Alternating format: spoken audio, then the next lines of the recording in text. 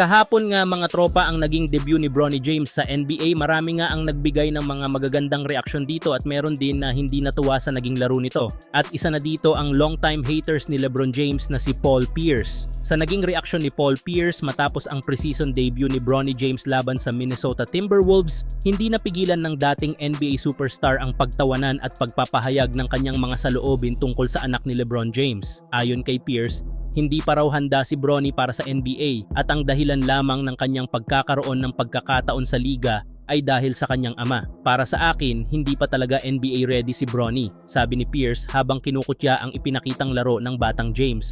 Kung hindi siya anak ni LeBron, walang paraan na makakapunta siya rito at makapaglaro sa NBA. Alam nating lahat na ang pangalan ni LeBron ang nagdala sa kanya dito. Ipinunto ni Pierce na bagamat may potensyal si Bronny, hindi pa ito sapat para makipagsabayan sa mga pinakamahuhusay na manlalaro sa mundo. Pinagdudahan niya kung magiging matagumpay si Bronny kung hindi siya anak ng isang basketball icon na tulad ni LeBron. Maraming mas magagaling na manlalaro na hindi nabibigyan ng tsansa dahil lang kay Bronny. Hindi ito tungkol sa talento, kundi sa pangalan ng kanyang ama, dagdag ni Pierce. Hindi ko sinasabing hindi siya pwedeng maging magaling pero sa ngayon hindi pa talaga.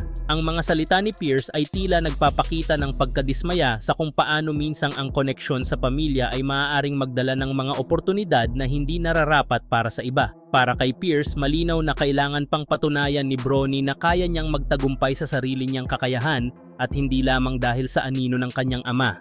Samantala, para sa preseason game bukas ng Los Angeles Lakers laban sa Phoenix Suns, inaasahang magiging kapana-panabik ang laban dahil parehong maglalaro sina Anthony Davis at LeBron James. Matapos ang pagkabigo kahapon sa kamay ng Minnesota Timberwolves, nais ng Lakers na makabawi bukas laban sa Suns at magkaroon ng preseason na may magandang performance lalo na't sila ay nagbabalik sa aksyon. Isa sa mga aabangan din bukas ay ang pagbabago sa lineup na plano ng bagong head coach na si JJ Redick na gamitin ang Twin Tower setup. Sa ilalim ng bagong estratehiya na ito, si Kyler Kelly ay bibigyan ng pagkakataon na maglaro bilang starting center habang babalik naman si Anthony Davis sa kanyang natural na posisyon bilang power forward. Layunin ng setup na ito na magbigay ng mas matatag na depensa at mas malawak na kontrol sa ilalim ng basket. Sa pagbalik ni Davis sa power forward position, inaasahang mas magiging epektibo siya sa kanyang pag-atake at depensa, samantalang si Kelly ay aasahan para sa rim protection. Samantala, si LeBron James ay patuloy na magiging sentro ng opensa ng Lakers na magbibigay ng playmaking at leadership.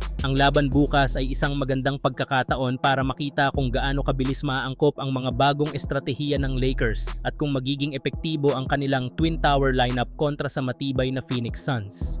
Kayo mga tropa, sangayon ba kayo sa plano ni Coach JJ Redick sa Twin Tower setup kay Anthony Davis at Kyler Kelly? Pakikomento naman sa ating comment section.